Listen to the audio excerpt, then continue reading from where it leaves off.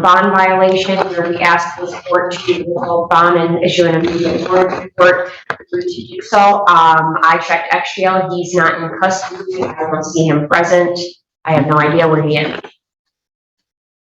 All right. He's here, Your Honor. Is he here? Where is he?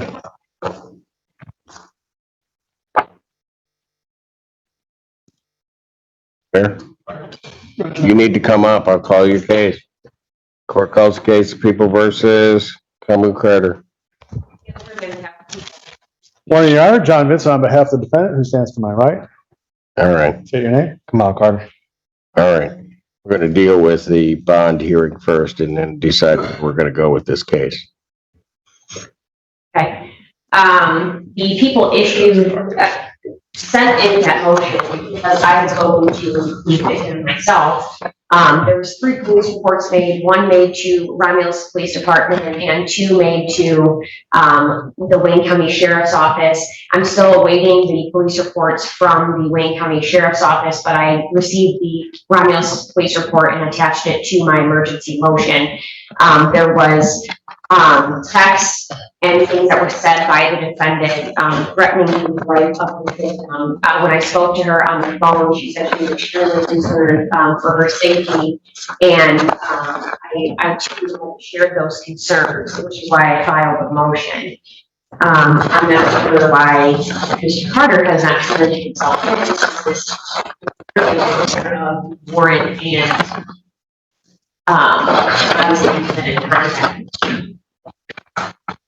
I would ask that the bond to be set at a very high rate, determined by the court and or to remain in one vote.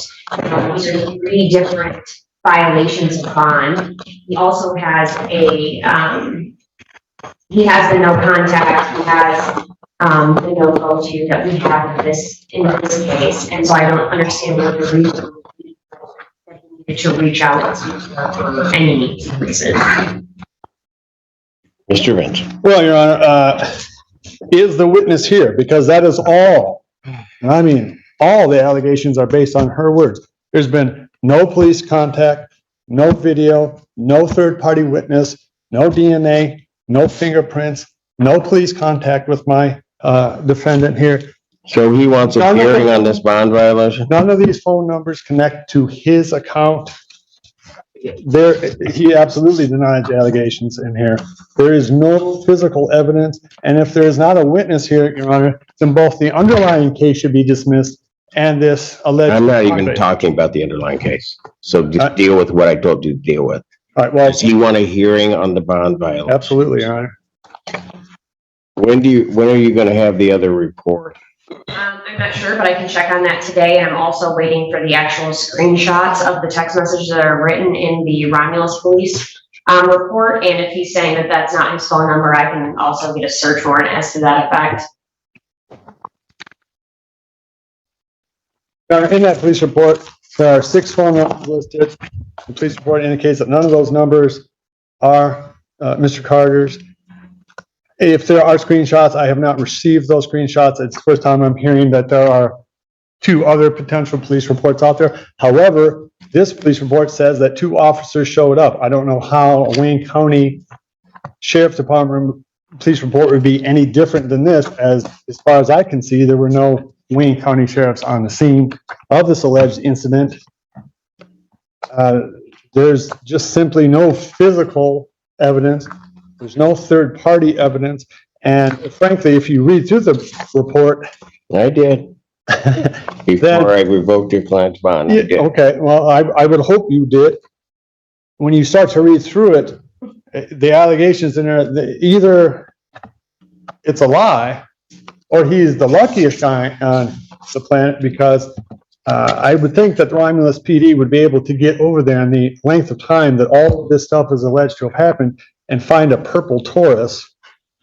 Yeah, she says at 1 p.m.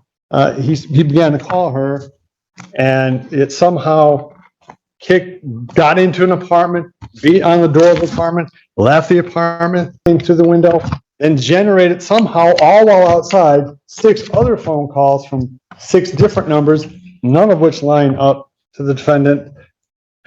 If she's not here, Your Honor, then I think that that is a very, very strong indication that this is not factual. The other thing in this, Your Honor, this person alleges that he stole a gun from her in Pittsfield Township. Well, you know, if that's the case, then shouldn't this have been a little higher priority? I think the prosecution knows that this is not accurate. There's just simply, there's nothing before the court today to indicate that he is guilty of what they're saying he's guilty of. If she's not here, she should have been here. There's no Romulus police officers here, not that they saw anything anyway. There's no third party in the police report that says witnesses, none. Wait a minute, he's broke into this apartment complex, banging on the door, goes outside, supposedly shouting the N-word. Don't you think somebody would have witnessed that, especially at 2 p.m.? Oh, you know, without a witness, without some shred of physical evidence, there's nothing. This is just the allegations of someone who did not bother, apparently, to show up to court, both for this and presumably for the underlying charge. First thing, this defendant is on bond awaiting this final settlement conference where he's charged with domestic violence. He's also on bond awaiting pretrial where he's charged with child abuse sport. He's also on bond awaiting a probable cause conference where he's charged with resisting and obstructing a police officer and fleeing third degree. Mr. Vincent claims that he knew nothing about screenshots. Well, I just said on the record I don't have them. I'm awaiting them. But they are in the Romulus police report. They say that they do have screenshots, so maybe he didn't read that report. Also, Wait, Your Honor, I don't have screenshots. You will not interrupt, ever. I let you go on and on. I told you what I'm trying to focus on here. Keep trying it, Mr. Vincent. You're gonna run into trouble with me real fast. Ms. Kirby, you may continue. thank you. I also explained in my motion that the Romulus police report is different than the two other contacts that this victim had with the sheriff's department. I have included those police numbers. Those are also in the motion. So I'm not sure what he means on, I have no idea why the sheriff's department and Romulus were here. No, it's completely different. And I don't have the accusations in those. I'm awaiting to get those, given that they're not in our county, and I followed the process to get those. Also, this is, if we're having a bond violation hearing, I would just remind the defense counsel that it's not beyond a reasonable doubt for a bond violation. What started as a routine court hearing quickly turned into absolute courtroom chaos. The judge expected a simple bond hearing, but instead discovered that the defendant had ignored a direct court order and failed to turn himself in after his bond was revoked. As confusion spread across the courtroom, the judge demanded answers from everyone involved, and what he heard only made the situation worse. So I would ask the court to take what it has in front of it, including the Romulus PD report, and either adjourn so I can get the other police reports, and so I can get the actual screenshots and possibly a search warrant for this. And I would ask for the defendant's bond to be revoked, and he to be remanded. Given the seriousness of this case and the seriousness of his other two cases, I do believe he's not only a threat to the victim, but to the safety of the community and also children. He seems to find it funny as his defense attorney speaks, which also tells me that he does not take this as serious at all, which also concerns me. As for the complaining witness not being present, I did not know that he was going to be here. I thought he was still out since he had not turned himself in, and his attorney was well aware that he had a warrant out with no bond.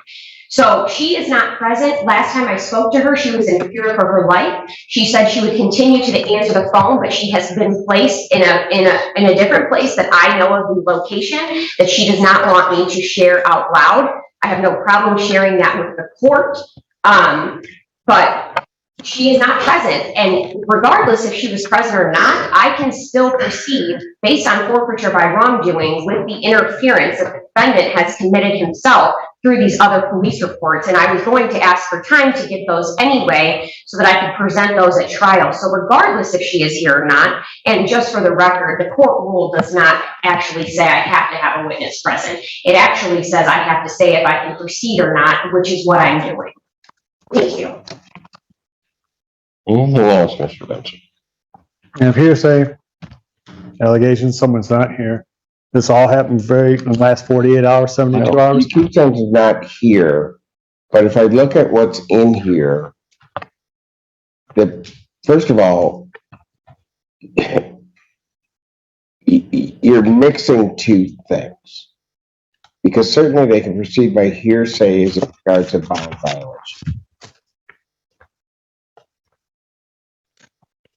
So that maybe we can clear that part up, because so they don't need her here for that. As to the final settlement conference, the people have stated to the court that they can proceed without her, if necessary, but that they also do know where she is. I don't know how they could possibly proceed when there is not a That's stitch. not your issue. They've made the representation to the court. Okay, and I'm making a representation to the court that when you read the police report, which you have, I read it. then you know that there is only her allegation. At least for what I have in front of me and what you have in front of you. And he is here. He's availed himself to the court every time that I've had anything to do with him. Why did he turn himself in between the time I revoked his bond and today?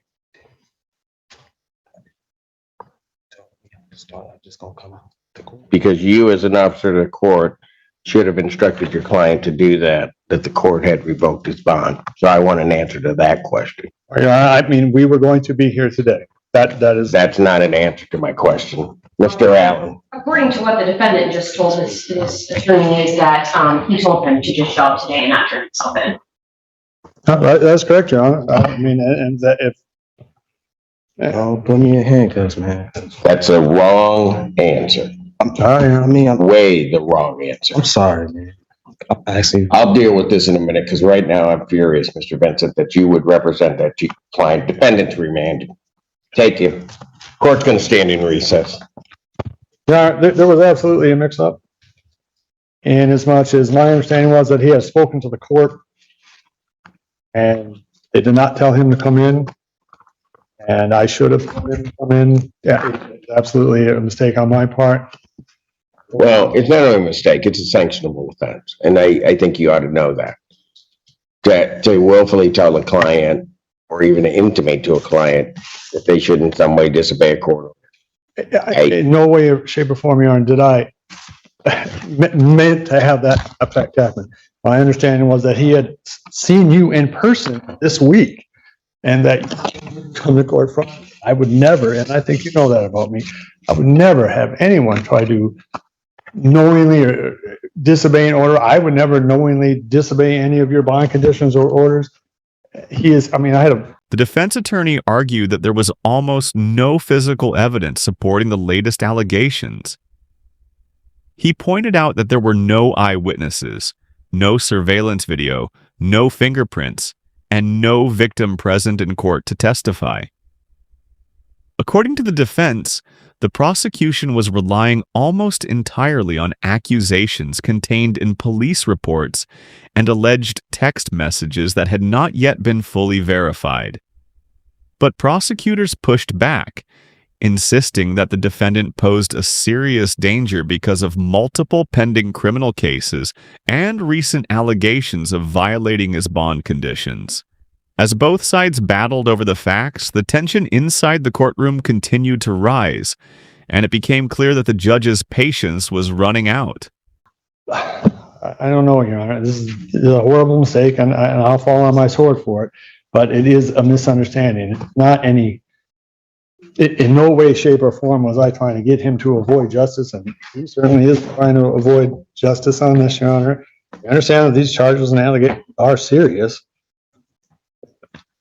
I mean, all I can say, Your Honor, is that my understanding was that he had spoken to the court this week and that he was free to come here Friday. We clearly had, at no point did I ever advise Mr. Carter to do anything else other than follow the law. And it must have told him that a dozen times, something that every time I've talked to him, do not violate your bond, don't violate your bond, show up Friday. That's when we have a court date. My understanding was that was the understanding. And it is absolutely a snafu on my part. And I beg the court's forgiveness. He has an appointment today at 2 p.m. to see Washington Community College counselor. He's trying to get his CDL so he can take care of his kids. He is working on another job. He's availed himself to court today, Your Honor. If this is bound over to jury selection, he'll be there then too. Definitely. He understands this is serious, Your Honor. He's just vehement in his innocence, and I perhaps have been overzealous on my part. I meant no disrespect to you, the court, to the people. What I'm going to do in this case, because, I mean, something's got to be decided as to what was told this defendant. That may have to be resolved some other way, but the court will take whatever action it deems necessary, and I won't do that until June 26th, if I deem it appropriate to do so, because as angry as I am right now, I'm not going to make that decision on that. I will set a bond hearing in person in this case for June 26, 2023 at 9 a.m. All of the paperwork will be sent over, and we can deal with it at that point. In the interim, defendant's bond is revoked. I will adjourn the jury final settlement conference that we were going to have today, as well as the jury selection. Jury final settlement will be my next one, August 11th, 2023 at 9 a.m. Jury selection, August 14th, 2023 at 8:30. Defendant's remanded. Your Honor, may I approach?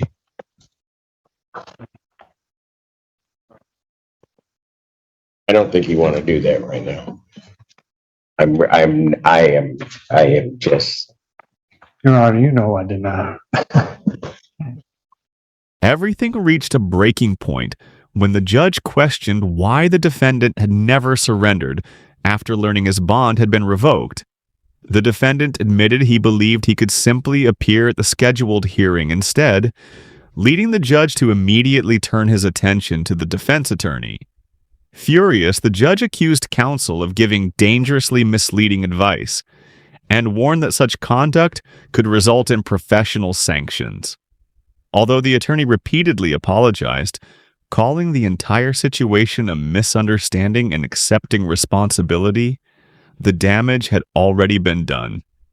The judge ordered the defendant taken into custody on the spot, revoked his bond, postponed the trial schedule, and announced that a separate hearing would determine whether further action should be taken against the attorney. What began as a standard court appearance ended with an explosive confrontation, leaving everyone in the courtroom stunned by how quickly events spiraled out of control.